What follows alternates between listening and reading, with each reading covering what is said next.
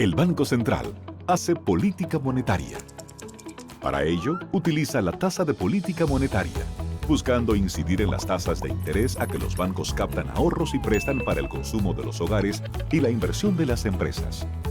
El objetivo de la política monetaria es mantener la inflación en torno a una meta definida por el Banco Central, logrando la estabilidad de precios y contribuyendo a crear las condiciones para un crecimiento económico sostenido. Banco Central de la República Dominicana, por la estabilidad y el crecimiento. Libre, para poder pagar la uni desde donde esté. Libre para checar que me pagaron sin gastar mi internet. Y para hacer mis transferencias sin tener que estar buscando Wi-Fi. Para poder ver lo que tengo en mi cuenta sin que se me acabe la recarga. Ay, sí, lo fácil que es de usar.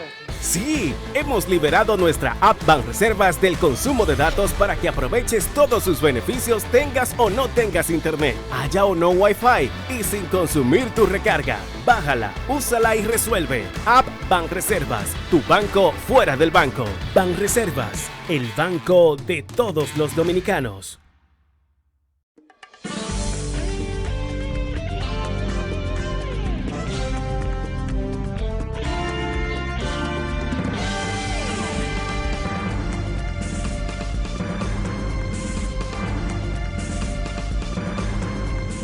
Muy buenas tardes, amables televidentes. Bienvenidos a su cita diaria, crepuscular y nocturna en Teleimpacto, que es al final de la tarde, despidiendo el sol y comenzando la noche. Ponga su caridad en buenas manos. Apoye el Patronato de Lucha contra el Cáncer de Villa González Incorporado, una verdadera institución de servicio al prójimo más carenciado. 809-443-8010. También el Hogar Escuela Santo Domingo Sabio. Otra excelente institución regentada por la Congregación Salesiana de la Iglesia Católica para formar jóvenes en alto riesgo. Apóyelos. Avenida Independencia, casi esquina Avenida General Gregorio Luperón, en Santo Domingo. Bueno, hoy 15 de diciembre del año 1973, Juan Bosch creó el Partido de la Liberación Dominicana. Esa decisión del PRD realmente no, aunque afectó al PRD moral, qué sé yo, a ese PRD ético, con un Juan Bosch a la cabeza. Pero un Juan Bosch que, aunque brillante como político, también, diríamos, cayó en ciertas terquedades y en ciertas debilidades no propias de líderes para política como la de República Dominicana, donde se lucha con tanta fiereza por el poder. Bueno, en todos los sitios del mundo se lucha con mucha dureza para alcanzar el poder, pero en República Dominicana, que yo decía, en el 70, el PRD, liderado por don Juan Bosch, no fue a las elecciones, se retiró. El profesor Bosch se fue a Benidorm a escribir y señaló, o mejor dicho, las instrucciones que le dio el doctor Peña Gómez, que sus locales se convirtieran en escuelas políticas de formación, que ese partido cesara, que se quedara como congelado, porque aquí lo que habían eran mataderos electorales. Pero don Juan pudo haber dicho, bueno, yo dejo en libertad a los PRDistas para que voten en contra de Balaguer, que era su adversario histórico. Por lo menos cuando en el 70, en la primera reelección, se dio un cisma en el Partido Reformista con la salida del licenciado Lora, el vicepresidente, disgustado con Joaquín Balaguer, creó el MIDA. Y entonces yo siempre he pensado que Juan Bosch, entonces con esa actitud, lo que hacía era ayudar a Balaguer. Óigame bien, ayudar a Balaguer porque el PRD, si une sus votos sin acuerdo político o con acuerdo, si lo hubiera unido al MIDA en ese momento, Balaguer se veía muy feo, porque que era una escisión, era un movimiento sismático dentro del propio Partido Reformista, donde gente como, por ejemplo, un Guaró Aliranzo, Guarioné Lluvere Montaz, un Luna Morales en Santiago, José Miguel, no me acuerdo cómo era que se llamaba el hombre, el caballero, José Miguel o Miguel Luna Morales, no recuerdo. Luis Mercado, creo que era parte también, o González Pons, creo que el señor González Pons, gente como Homero González Mera, señores, yo recuerdo, eso era un equipo, el equipo de Augusto Lora. Entonces, el MIDA pudo haber recibido el apoyo del PRD para sacar a Balaguer, que pudo haber sido sacado del poder en el 70. Pero la actitud del profesor Juan Bosch y la actitud del PRD de abstenerse, entonces ganó Balaguer. En el 74, los partidos que organizaron, principalmente los PRDistas socialcristianos, la gente de la izquierda por el MPD, bueno, y conforman ese equipo que se estructura ese movimiento electoral que se llama Acuerdo de Santiago. Llevar a Antonio Guzmán como candidato a la presidencia, Elías Wessing creo que iba como candidato a la vice, pero gente hasta del MPD, eso es lo que se llama Macos y Cacata, como se dice juntos. La verdad que fue una especie de una amalgama espectral de colores y de cosas, qué sé yo, que se ligó todo allí, de ideología, para tratar de sacar a Balaguer en el 74, pero hubo situaciones muy difíciles. Vino la división del PRD, que fue, quiérase o no, debilitaba sensiblemente al PRD en su parte más, diríamos, ideológica, espiritual, casi si cabe el término. Entonces, don Juan creó, yo recuerdo, el Bloque de la Dignidad Nacional, y citó ahí a gente como los Amiama, los hermanos, los Luis Amiama Tío y su hermano, que tenían, creo que era no me acuerdo el partido liberal, evolucionista, no recuerdo. Entonces, el PLD, desde el 73, comenzó a trillar un papel solo, pero esa misma actitud del profesor Bosch prácticamente lo llevaba a crecer, pero no como a buscar el poder. Y Bosch renunció al poder, según mi criterio, aún en el 90. Pero creó esa estructura que se llama PLD, y hoy, 48 años después, ese partido, después de alcanzar todos los éxitos, llegar a la cima, de ser una verdadera maquinaria política, sobre la base de conseguir una figura como la de Leonel Fernández, que pudo aglutinar todo ese partido y al mismo tiempo absorber ese partido reformista, ese seguidor de Balaguer, Leonel Fernández, con su conducta intelectual, su buen trato, su don de gente, diríamos, ese carácter tan que yo le he llamado de el sándalo dominicano a Leonel Fernández, porque perfuma el hacha que le hiere, una persona que no actúa con púas vengativas, hemos dicho otras veces, que no tiene cuchillitos de palos para hundirlo contra nadie. Es un hombre que ni siquiera hace enemigos a sus críticos, porque yo he señalado que Leonel Fernández es de las pocas personas que tiene enemigos íntimos. Entonces ese partido se convirtió, con Leonel Fernández, se convirtió en una verdadera maquinaria electoral, absorbiendo ese balaguerismo. Una gran parte del balaguerismo se adhirió a la figura de Leonel Fernández y del PLD para luchar contra su adversario histórico, que seguía siendo el PRD del doctor Peña Gómez.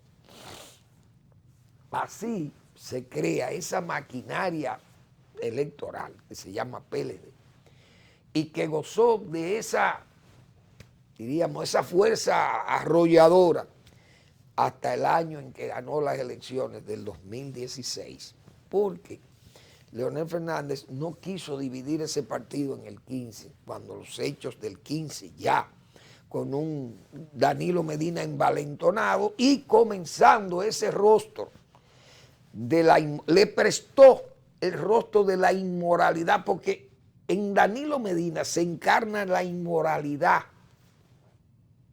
Señores, eso fue la encarnación de la inmoralidad en los dominios de la política, se puede decir. Él le prestó su rostro y eso contribuyó a dañar al PLD. Esa maquinaria comenzó con un movimiento interno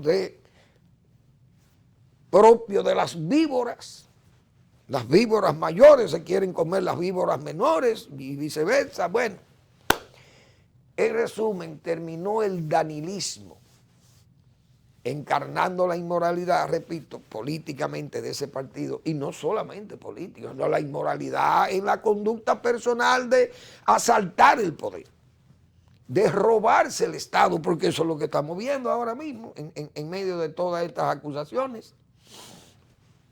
Entonces, ese partido hoy está muy disminuido y yo le he llamado ya no PLD de Juan Bosch, sino el Partido Laboral Danilista. Porque otrora, un día como hoy, con 48 años de fundado el PLD, ese partido hubiera hecho actos apoteósicos, se puede decir, si hubiese permanecido en el poder, que tenía toda la de permanecer en el poder en el 2020, si no es por la traición de Danilo Medina y esa actitud gangsteril en que realmente quisieron manejar la parte de las elecciones internas de ese partido y luego la elección nacional.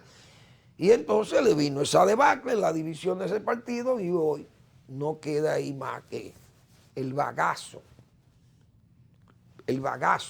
del bochismo y de ese PLDismo, de formación ideologizado, ese PLDismo de buena conducta, como se dice, de respeto a los bienes públicos, que no tenía esa conducta rapaz. Señores, y ver un almuerzo, que yo vi una foto de un almuerzo, pero no tengo imagen aquí, no sé si Eric me la puede poner, pero no tengo imagen en los monitores, parece que ha habido algún pequeño problema, no puedo hablar de ese, pero es un almuerzo entre alcaldes del Partido de la Liberación Dominicana que han organizado hoy, parece como para que permanezcan en el partido, que no se le vayan y para arengarle en un medio tan difícil como está ese partido hoy, que está prácticamente en estado de acusación total. Entonces, el PLD, lo que se llama PLD, que yo le llamo Partido Laboral Danilista organizado, fíjense ese almuerzo, fue como lo describió Vinicito Castillo, que Vinicito dice, señores, miren el desencanto, miren la desmoralización. ¿Ustedes creen que ahí hay entusiasmo? Y la frialdad, fíjense los rostros, ahí no hay ni siquiera la representatividad de otros tiempos que tenía ese partido. Ese partido ahí, en ese almuerzo, fíjense cómo está la gente, miren cómo se ven los pobres alcaldes de municipios menores. Tal vez le queda Santiago porque recibieron un apoyo. El síndico de Santiago, el alcalde de Santiago recibió un apoyo del leonelismo y pudo ganar en esa demarcación tan importante como es Santiago. Pero esa es la representación en un acto, 48 años de fundado el PLD, y miren los rostros, miren la actitud de esa gente que está ahí, que no está ni siquiera, es más por convocatoria que está ahí. Presencia por convocatoria, pero ahí no hay ese compañerismo, esa esa unión, esa unidad partidaria que debió existir ahí, no existe eso ya. Entonces, ahí ya puede eliminarla, ya puede quitar la imagen. En medio de ese ambiente salen declaraciones realmente ridículas. Primero de Danilo Medina, como queriendo arengarle a esta gente como para que no se vayan, para que no se haga atraído por otros partidos, que ellos lo saben. Comienza a decir que el Partido de la Liberación Dominicana tiene un futuro de que el 2024 es para el poder que van, porque todos los errores de este gobierno y todas las meteduras de pata que este gobierno está haciendo y que eso le está favoreciendo. Otro que quiere encarnar a Juan Bosch, el señor Euclides Gutiérrez Félix, habla de ese partido y de los errores y de que el PLD y que es un partido fundado por Juan Bosch, como si ahí quedara algo de Juan Bosch, de la moral de Juan Bosch. Ahí no queda nada, Euclides Gutiérrez. En ese partido, con toda la gente que está alrededor de Euclides Gutiérrez, usted sabe que son corruptos todos y Juan Bosch era enemigo jurado de la corrupción. Imagínense ustedes. Entonces, ¿cómo se le puede decir a ese partido que esa es la obra maestra de Juan Bosch, que Juan Bosch está ahí, que todo que está presente Juan Bosch, o que él encarna a Juan Bosch? Una especie de hijo predilecto del profesor Juan Bosch, su espíritu está ahí. El Espíritu Santo de Juan Bosch está encarnado en Euclides Gutiérrez. Dios mío. Y para colmo, el líder del Partido Laboral Danilista, entonces, en un discurso propio de una persona que ha perdido el juicio, porque como dice Danilo Medina, que el gobierno quiere borrar la obra del PLD. Pero por Dios, digo, eso tiene que, el gobierno que tiene que defenderse, como dice el Nacional, tiene dinero en cantidades industriales para asuntos mediáticos, tiene el gobierno. Y deberá responderle y decirle, pero señor Danilo Medina, pero ¿y el metro que se está haciendo a los Alcarrizos? Es una continuidad de la obra del PLD. Entonces, ¿están borrando la obra o siguiendo la obra? El teleférico de los Alcarrizos es una continuidad a la obra del PLD, de Danilo Medina incluso. Inclusive el teleférico fue una obra de Danilo Medina. El gobierno terminó el Paseo del Río. Eso fue una obra que la inició el PLD. Y entonces, ¿cómo va a borrar la obra del PLD si lo que están es siguiendo la obra del PLD? Incluso ha sido un calco, porque todo el endeudamiento que siguió el PLD, ese mismo endeudamiento ha seguido el gobierno de Luis Abinader. Hasta en ese calco se ve que ha habido una continuidad del Estado. Entonces, ¿cómo este señor se atreve a invocar o a decir que el gobierno lo que persigue es borrar la obra del PLD? No, el gobierno lo que ha perseguido es que el país sepa cuál es la situación que ha pasado en el gobierno de Danilo Medina por vía de esos juicios que sigue la Procuraduría General de la República, que gracias a esa independencia, que aunque yo tengo mi cuestionamiento en los casos específicos de Danilo Medina, que es un liberado hasta ahora de la persecución del brazo de la justicia, porque hay querella incluso montada contra él, investigada por organismos de sociedad civil, ni siquiera del gobierno de Luis Abinader, porque esa querella está desde antes del gobierno asumir. Está en la Procuraduría, pero no se mueve. Como yo he dicho, algún rango superior la tiene parada. Aunque Miriam Germán dice que ella no ha recibido ninguna llamada ni nada, no sé. A veces no hay que recibir llamadas. Simple y llanamente con una mirada de un jefe del Estado, un buen interlocutor, un buen observador, sabe lo que le están diciendo, con una mirada. Es suficiente para uno darse cuenta si cala o no una sugerencia de un jefe del Estado. Uno lo ve, uno sabe. Hasta, yo recuerdo que la gente que hizo las anécdotas y que dirían, pudo historiar la vida de Rafael Trujillo, saben que se ponía unos lentes oscuros, y cuando él se ponía esos lentes oscuros, eso era un lío, llegar donde el jefe. Como le pasó a... Es bueno hacer estas anécdotas también, porque también salirse uno un poco. ¿Verdad? Pero vamos a hacer este paréntesis. También Balaguer una vez usaba unos lentes oscuros, también por prescripción médica, pues no eran como Trujillo. Pero los de Balaguer eran unos lentes oscuros también, por sus problemas visuales, pero cuando Balaguer se ponía esos lentes oscuros parece que también no estaba de buen carácter. Y yo recuerdo haber leído una anécdota de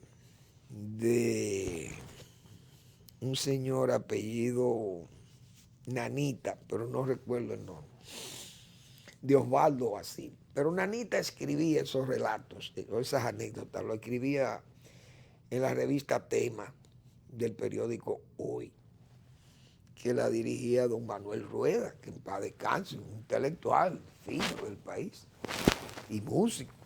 Entonces, ese señor estaba viviendo en el hotel, un hotel que había en la zona colonial, no recuerdo cómo era que se llamaba el hotel ese. Entonces, él llamó a Nanita, que era el padre de este señor, o el abuelo, no sé, para que le dijera que cuando el jefe estuviera de buena, que él lo viera contento y que no fuera con esos lentes oscuros, que le avisara, que le dijera al jefe que él tenía interés de hablar con Trujillo, con el jefe, porque Osvaldo Basil era un hombre, un intelectual del régimen, y Trujillo lo apreciaba, pero a veces caían en desgracia. Entonces el hombre le avisó, le dijo, mira, hoy el jefe está contento. Yo le puse el caso tuyo y dijo, no, tráeme a Basil inmediatamente, dile que lo voy a recibir hoy. Bueno, el hombre se prepara y se pone su traje, su dominguero, como se dice, y el hombre su vaselina y todas sus cosas, un hombre muy elegante que era Basil. Y cuando sale y llega al lobby del hotel, que pide un taxi para que lo lleve al palacio, entonces encuentra ahí a una persona que es de una familia de la capital que tenían fama de ser gente de mala suerte, mal agüero. Entonces el hombre vio a ese señor y dijo, no me puede ir mal con el jefe, me voy a devolver. Y Nanita desesperado, esperando el hombre. Pero ¿qué es lo que pasa, Basil? El jefe está desesperado preguntando por ti, que si tú no vienes. Dímele al jefe que yo decidí no ir, porque me encontré con un personaje sumamente molestoso, un hombre que da mal agüero y no me gusta eso. Y pienso que me puede ir mal con él. Dímele que me excuse, pero que me encontré con este señor que es un hombre de malos, ¿cómo le llaman eso? De malos presagios, mal agüero. Señor, Foucault, un hombre Foucault, como se dice. Y Trujillo se fue. Y en la noche Trujillo, bebiendo ron, mandó a buscar al hombre que señalaba Basil como Foucault. Y lo llevó a la Hacienda Fundación. Lo fueron a buscar en horas nocturnas a su casa. Y el hombre se impresionó tanto que Trujillo dijo que lo había... Mire, usted queda designado diputado del Congreso Nacional. El hombre se emocionó tanto y vino, pidió, que Trujillo le dijo, mire, si usted quiere puede permanecer aquí o si quiere se retorna a su casa. No, jefe, yo me voy a retirar porque la familia está muy preocupada, no sabe qué me ha pasado, que si, bueno, ok, retírese, se retire el hombre. Y al día siguiente, cuando Trujillo llegó al palacio, Nanita le dijo, jefe, usted sabe que el hombre que usted nombró diputado anoche se murió. ¿Cómo? Dice Trujillo, pues verdad lo que dijo Basil, que el hombre era Foucault. Oigan, ¿hasta dónde llegan? Unos lentes oscuros. Trujillo usaba esos lentes oscuros. Ay, Dios mío. Y Balaguer lo usaba también sus lentes oscuros. Pero era, repito, pero era por asunto de prescripción. El asunto es que es una pena ver hoy ese partido como está. Y un Euclides Gutiérrez Félix, que yo lo vi ahí haciendo arengas con gente tan, como hay ahí ya tan marcado por la corrupción y todo esto. Es penoso. Y un partido que el propio Danilo Medina se encargó de prácticamente destruir ese partido hoy, como está el PLD, Partido de la Liberación. ¿Ves? Si eso era lo que querían, lo han logrado y eso está. Entonces, muy bien para fines de los demás. En este caso, sus adversarios, el partido PRM, que el presidente Luis Abinader tiene un buen pasadizo, porque estos juicios, como hemos dicho, estos juicios, no hay duda que le han dado una fuerza moral al gobierno, el mismo manejo de la situación económica también, pandemia, la reactivación de la economía.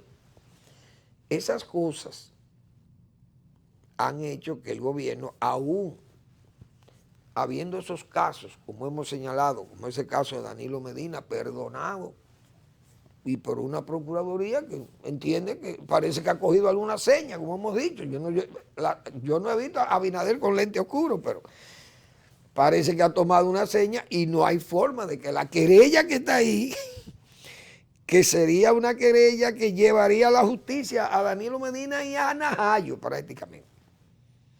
Pero esa no se toca. Danilo Medina entonces goza hasta ahora de, en este caso no es de libertad, sino de inmunidad, se puede decir, porque es como si fuera una especie, él la tiene, pues yo creo que es diputado del Congreso del Parlamento Centroamericano, tiene, yo creo que se protege por ahí, quizá ese ha sido el motivo de que no le quieran abrir el juicio, pero si se abre esa querella y esa querella tiene fuerza, y como ha dicho el doctor Marino Vinicio Castillo, tiene, entonces se solicita una suspensión de la inmunidad legislativa que le da el Parlamento Centroamericano. Y además, si él es serio, dice, no, yo voy a enfrentar esos cargos, porque yo soy una persona seria, aunque mis hermanos se hayan convertido en verdaderos delincuentes, y mi cuñado, y todos mis familiares y mis amigos, pero yo estoy exento de eso. Podría alegar esa situación. Pero ya esos son asuntos propios de la Procuraduría General de la República, que deberá saber si eso se puede o no hacer. Vamos a una breve pausa y regresamos.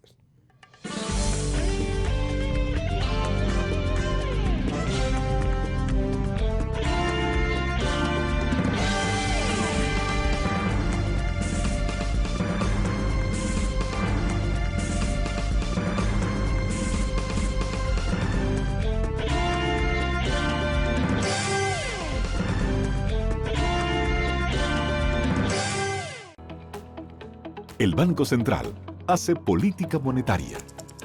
Para ello, utiliza la tasa de política monetaria, buscando incidir en las tasas de interés a que los bancos captan ahorros y prestan para el consumo de los hogares y la inversión de las empresas. El objetivo de la política monetaria es mantener la inflación en torno a una meta definida por el Banco Central, logrando la estabilidad de precios y contribuyendo a crear las condiciones para un crecimiento económico sostenido. Banco Central de la República Dominicana, por la estabilidad y el crecimiento. Ahora sí, vamos a hacerle. Llegan los dueños del tarolío.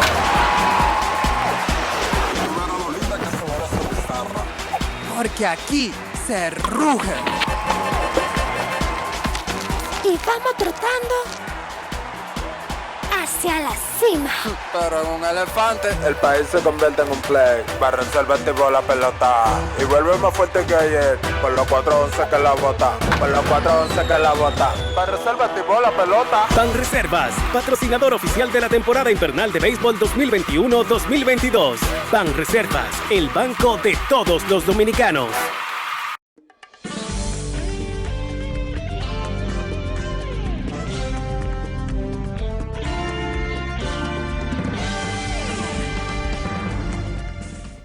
La verdad que uno viendo la incoherencia de estos políticos dominicanos, es penoso realmente, penoso.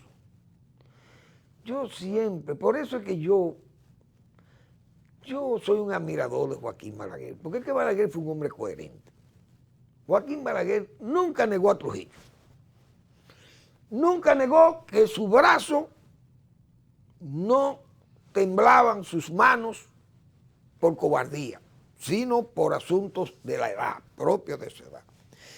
Que se había que ser duro como presidente y asumir un papel responsable, con dureza, con fuerza para sostener la democracia y el régimen. Balaguer nunca negó nada de eso.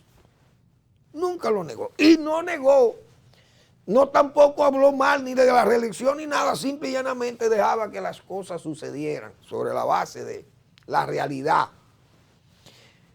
¿Qué había para reelegir a Balaguer? Bueno, su obra, su conducta, su forma de ser, de hacer el gobierno y de hacer un gobierno en medio de todo aquel tremedal de oprobio, que fue oprobio, oposición la que le hicieron a Balaguer. Crear desarrollo en este país, desarrollo integral en todas las áreas. Entonces Balaguer fue un hombre coherente políticamente hablando. Repito, nunca negó que fue trujillista, nada de eso. Esa es la pura verdad. Fue un político coherente. Ahora usted oye a un Euclides Gutiérrez, que lo vi en esa celebración de ese aniversario, que el gobierno quiere desacreditar, difamar al PLD. Es decir, ese hombre que debe estar, tal vez la edad le ha hecho pasar factura a su memoria, que siempre tenía una buena memoria, parece que tiene problemas de memoria. Pero él mismo dijo, señor, el día que salgamos del poder, todos los PLDistas vamos a caer presos.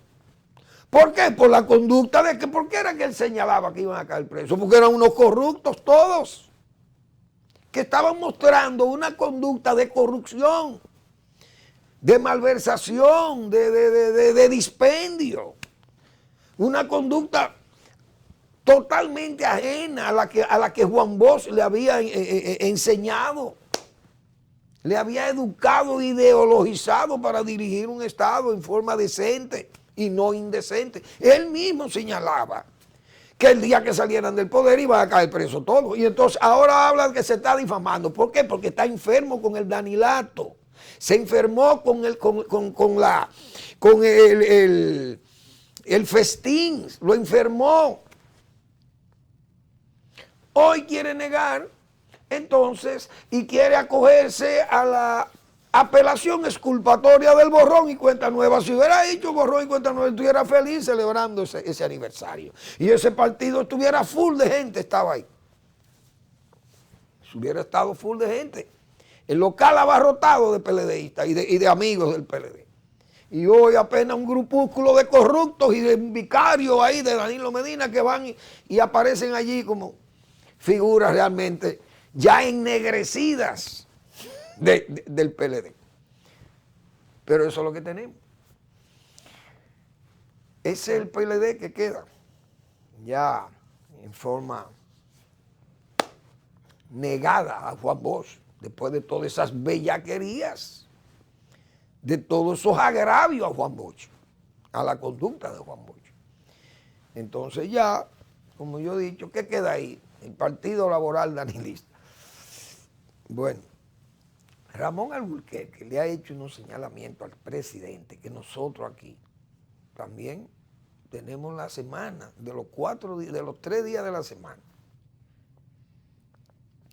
hemos hecho señalamientos sobre el asunto de estas pensiones. Y Ramón Albuquerque, que es un hombre, un dirigente importante del Partido del Poder, le dice al señor Luis Abinader que esas pensiones son ilegales porque son pensiones otorgadas a gente que están... Yo no quiero ya ni decir más nada porque yo he tenido que hablar de mis agrónomos, porque son mis colegas, y yo he dicho 790 agrónomos sin pensiones, esperando las pensiones míseras, indignas. Y el gobierno, el presidente Abinader, otorgando pensiones en forma indiscriminada, discriminatoria, porque entonces discriminan ahí, pero en forma alegre, festinesca, o en forma complaciente y autocomplaciente, porque él se complace, parece, dando pensiones de 75, 80, 100 y pico mil pesos a muchísima gente ahí que no están en condiciones de recibirla, como dice Ramón Albuquerque, y que nosotros dijimos que eso es un abuso. Usted repartir el dinero en forma manirrota, el dinero público, y negarle a los agrónomos que sí han trabajado 25 y 30 años en el gobierno, que tienen derecho a esa pensión, y negarle esas pensiones. Y además, sacarlo del cargo, donde han sido despedidos más de 800 agrónomos. 800 agrónomos han sido despedidos de agricultura, del sector agropecuario. Hoy el gobierno sigue como si no fuera con él. Y entonces, como para de burla, le da pensiones privilegiadas a gente, como yo decía ayer, que se han pasado la noche bebiendo romo, bailando con movimientos espasmódicos de glúteos y de vientre, bebiendo romo, como dicen, bebiendo ron sin bañarse, y al día siguiente durmiendo y bostezando de sus resacas y de sus bailes.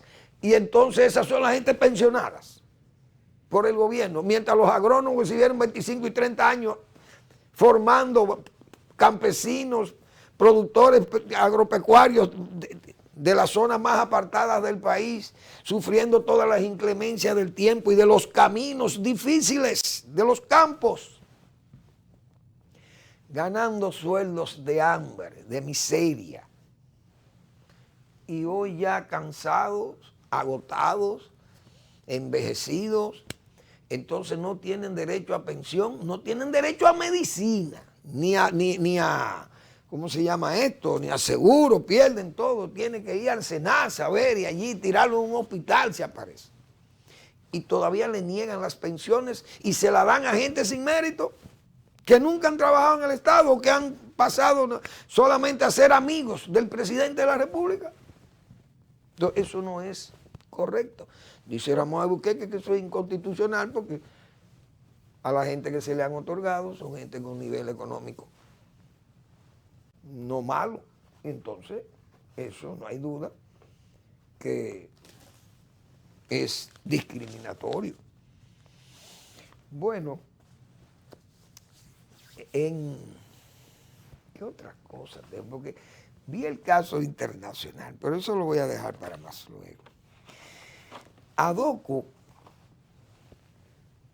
es una institución que la preside el señor Julio César de la Rosa y Tiburcio. El señor de la Rosa y Tiburcio es un hombre muy responsable y es un hombre muy serio. Y él y su institución ADOCO es una ONG que le entiende que es una fundación, no sé, una asociación para perseguir la corrupción administrativa. Él ha sometido quien fue el director del INABI, el Instituto de Bienestar Estudiantil, por unos asuntos muy serios. Un hombre que acaba de hacer contrataciones por más de 12.000 millones de pesos, hizo en ese cargo, y que lo acusan de malversación y de prevaricación y de violar la ley de contrataciones públicas. Bueno, una serie de violaciones que el hombre debió haber sido procesado, pero el gobierno entonces creo que metió o ha metido la pata en eso, porque el propio Paliza, señalábamos nosotros ayer, que era una metedura de pata de él, o un error político haber señalado eso que dijo, porque son gente que le da vértigo el micrófono. Entonces hablan como si estuvieran en la oposición o como si estuvieran en un campo muy remoto donde no hay periodistas y el periodista que le acompaña es una gente de él y él dice ese disparate y esas cosas se quedan ahí, entre comitivas, como dicen. Pero es que estas son cosas públicas, entrevistas públicas, que aunque son palabras que se dicen, pero se graban, se guardan. Y entonces se recogen en los periódicos y quedan grabadas, no solamente filmadas, sino grabadas ahí en papel. Paliza había dicho que el gobierno no quiere perseguir a esa gente porque entonces quiere mantener la independencia judicial. No, eso no es de independencia porque ustedes han contratado 8 abogados para perseguir los robos que se le han hecho al Estado. Si este señor se enriqueció o se lucró, por decir la palabra correcta, se lucró de esas operaciones. Esos son bienes que hay que recuperar. Y el Estado tiene derecho a recuperar lo que se ha robado, porque entonces ¿para qué nombraron los 8 abogados? O contrataron a los 8 abogados. Entonces Paliza quiso como salirse por la tangente con eso y como que, bueno, no se persiguen porque somos independientes, queremos que la Procuraduría, que el Ministerio Público sea independiente. No hay independencia y lo que hay es condescendencia, diríamos, con el compañero de la base, como decía el doctor Peña Gómez. Es decir, ese señor, el gobierno debió someterle a la justicia o pedir por lo menos a la Cámara de Cuentas, mire, hágale una auditoría a ese señor y llévenla a la Procuraduría General de la República si tiene mérito para que se procese. Y que eso no es injerencia en el Poder Judicial, eso no es injerencia, eso es simple y llanamente que se aclaren las cosas, que los puntos sobre las IE, como se dice, poner los puntos. Pues el señor de la Rosa ha hecho el sometimiento y eso está muy bien porque las cosas tienen que aclararse y con ese sometimiento está, como se dice en lenguaje figurado, le está dando una bofetada al propio Paliza o le está dando una paliza a Paliza porque ese sometimiento puede ganar. Tiene mérito, si tiene mérito puede ganar causa y entonces eso va a ir a un proceso de tribunal y la Procuraduría General de la República tiene que actuar porque si no actúa, si hay pruebas, si hay mérito para abrirle juicio a ese señor y si no se actúa, ahí mismo se derrumba esa campaña de lucha contra la corrupción. Porque entonces sería una lucha contra la corrupción parcializada y eso no es prudente en medio de este buen desempeño que tiene la Procuraduría y que el gobierno mismo ha dado pruebas de no querer tener injerencias, por lo menos visibles, como hubo aquí en tiempos próximos pasados. Vamos a la pausa.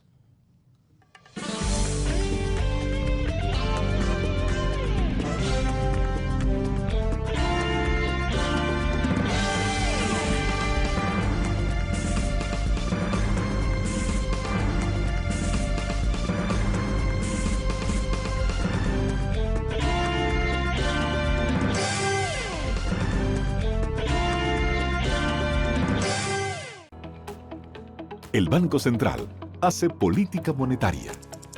Para ello, utiliza la tasa de política monetaria, buscando incidir en las tasas de interés a que los bancos captan ahorros y prestan para el consumo de los hogares y la inversión de las empresas. El objetivo de la política monetaria es mantener la inflación en torno a una meta definida por el Banco Central. logrando la estabilidad de precios y contribuyendo a crear las condiciones para un crecimiento económico sostenido. Banco Central de la República Dominicana, por la estabilidad y el crecimiento. Libre, para poder pagar la uni desde donde esté. Libre para checar que me pagaron sin gastar mi internet. Y para hacer mis transferencias sin tener que estar buscando Wi-Fi.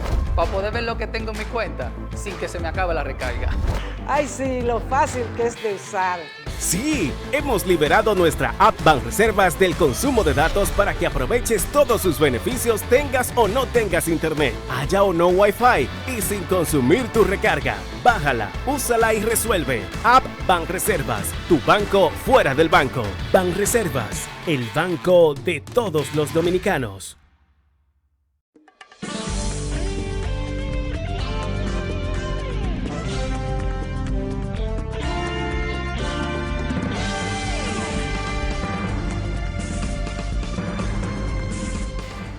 Bien, amables televidentes, vamos a seguir con el programa. Hoy es miércoles, un día que el doctor Marino Vinicio Castillo publica su blog La Pregunta. La maldad ha sido eje. Ese es el título del blog La Pregunta del doctor Marino Vinicio Castillo. A lectura, eso es lectura obligada, porque las lecturas de Marino Vinicio Castillo son pedagogía pura, hechas con ese recto juicio de razón y de palabra que yo he señalado muchas veces. A leer a Marino Vinicio Castillo, el doctor Marino Vinicio Castillo, que todos los miércoles publica ese blog magnífico que se llama La Pregunta. Ayer yo hablaba de Estados Unidos, señores, de cómo Estados Unidos es una sociedad que tiene ese desapego religioso, que no es tan, qué sé yo, aunque uno ve esos protestantes y esas iglesias, pero lo más bulloso son las iglesias negras en los Estados Unidos. El protestante negro de esas iglesias bautistas, y cantan esos negros, bueno, las mejores voces del soul, de los blues, de todas esas baladas norteamericanas, el gospel que le llaman también, el rock, bueno, el jazz, toda esa música negra norteamericana. Las iglesias bautistas son tan muy emotivas y exclamatorios, como se dice, son también, y hacen muchísima bulla. Esa es la pura verdad. Vamos a hablar en lenguaje más llano. Pero el blanco americano es más tranquilo y es como, luce como desapegado a las religiones. Por eso yo decía ayer que es una sociedad que llora a sus muertos, pero no con esos lamentos de nosotros los latinoamericanos, los que seguimos ese catolicismo de cultura hispánica o iberoamericana, o ibérica que tenemos ya en América. Y entonces hoy vi cómo se hace ese estudio, que se han hecho unas encuestas, y digo, caramba, pero fíjate qué coincidencia. El declive es mucho más común entre protestantes. Crece en Estados Unidos el desapego a la religión según encuesta. 1/3 de la población, 29%, se identifica como sin religión. Porcentaje que ha subido 13 puntos con respecto al 2007. Es decir, que Estados Unidos, como yo decía ayer, es un país que muy pragmático, es un país muy, no sé, muy realista también, y gente que vive en por no decirle, el materialismo, lo material. Ese es un país que vive su vida, como dicen, el día a día, el hoy. Y bueno, trabajan para el presente, para el futuro también, no hay duda, pero el pasado parece que lo obvian, como dicen. Y a propósito de Estados Unidos, ayer terminó una conferencia de esta, del ALBA, aquella intención chavista por ganarle el espacio a la OEA, creando una alianza bolivariana, de los estados, de los países bolivarianos, una cosa disparatada que simple y llanamente tenía algún éxito en su iniciativa, porque En la época que eso nació con el petróleo a $150 y a 145. Entonces, antes la gente tenía que hacerle caso al mecenas que era Chávez, con su petróleo. Imagínense nosotros comprando petróleo a $150 sin dinero. Y este mecenas dice, no, hombre, yo le voy a facilitar unos créditos para que ustedes nada más tengan que pagar el 50% y paguen con un 25%. Unas facilidades que realmente eran extremadamente favorables para los países más pobres y más dependientes del petróleo como nosotros. Pero eso, con la muerte de Chávez y con los cambios que hubo con la matriz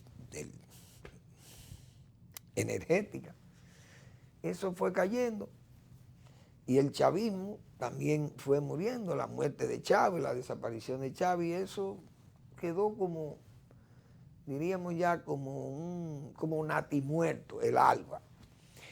Pero hubo una declaración de principio, como al final de esta reunión que tuvieron los países miembros, que son algunos de estos autoritarios.